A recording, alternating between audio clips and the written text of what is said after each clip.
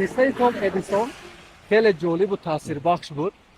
برای من عجیب است که چرا اکثر مادرهای ما چنین چون مادر او نیستند.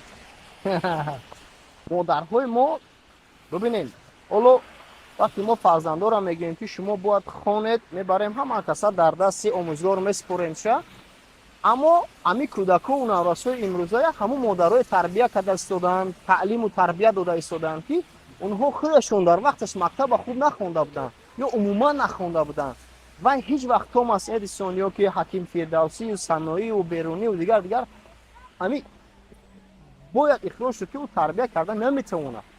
عادی‌ترین چیز از من با باوری گفتم میتونم که همون مادری که مثلا در تعلیم ندیده است، تربیه ندیده است، درست البته او همون مثال های صنف یک و دویی که فرزندش هست با باوری میتونم گفته که حل کرده نمیتونه یا یک جمله تحلیل کرده نمیتونه. و چطور توماس ادیسون تعلیم و تربیه میکنه؟ پس این نسل جوان فرزندای ما من و شما و آینده که اونا ولی تولد میشوند، پس چگونه باید تعلیم بگیرند؟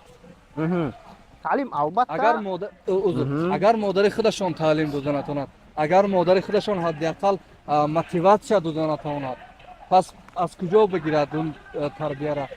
حالا توکلشون فقط با مکتب، دانشگاه، مؤسسه های تو مکتبی حدود 80-90% توکلشون به همونجا گذاشته شده است.